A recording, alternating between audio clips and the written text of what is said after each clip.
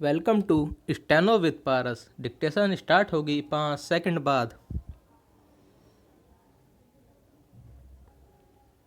Start. चीन से आयात में कटौती के कदम उठाने के पहले सरकार और प्रमुख औद्योगिक संगठनों के बीच बातचीत जरूरी है, लेकिन यह भी समझने की ज़रूरत है कि आज जो स्थिति बनी उसके लिए एक के बाद एक सरकारों के साथ कारोबार जगत भी जिम्मेदार है। चीन पर ज़रूरत से ज़्यादा आर्थिक निर्भरता की चिंता तभी की जानी चाहिए थी जब उसके साथ हमारा व्यापार घाटा बढ़ता जा रहा था।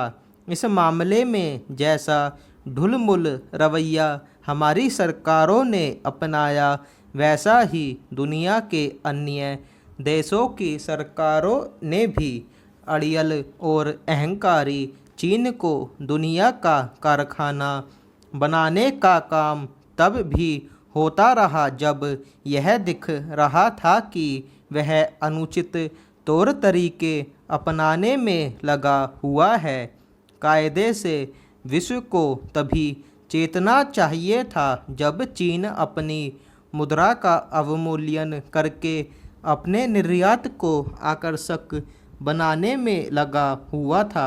कम से कम भारत को तो खास तौर पर चेतना चाहिए था, क्योंकि वह उन वस्तुओं के लिए भी उस पर निर्भर हो रहा था जो बहुत आसानी से देश में बनती थी।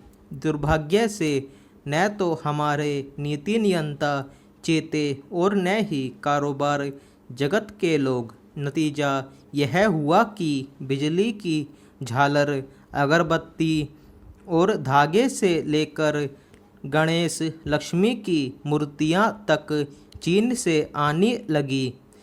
आज यदि यह स्थिति है कि चीन से यकायक आयात रोक देने से तमाम भारतीय उद्योग कच्चे माल और उपकरणों की कमी से दो चार हो जाएंगे, तो इसके लिए हमारी आर्थिक व्यापारिक नीतियां ही जिम्मेदार है। आखिर देश हित के प्रतिकूल साबित होने वाली आर्थिक व्यापारिक नीतियां क्यों अपनाई गई?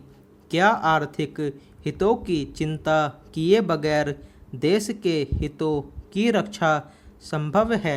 क्या WTO के प्रावधान यह कहते हैं कि कोई देश किसी अन्य देश पर ज़रूरत से ज़्यादा निर्भर हो जाए? पहरा यह ठीक है कि लद्दाख में चीन की धोखेबाजी के बाद हमारी आंखें खुल गई, लेकिन अच्छा होता कि हम समय रहते चेतते और अपने परंपरागत उद्योगों की चिंता करते।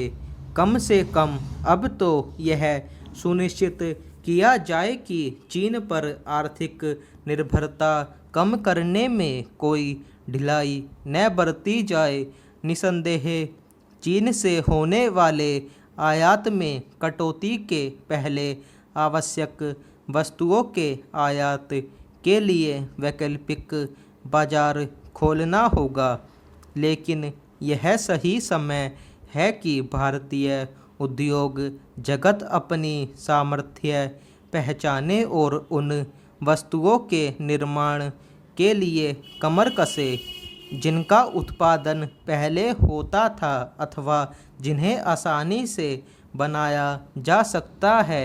इससे न केवल लोकल के लिए वोकल का नारा सार्थक होगा, बल्कि उन देशों में भारतीय उत्पादों के लिए बाजार भी मिलेगा जो चीन से दूरी बना रहे हैं।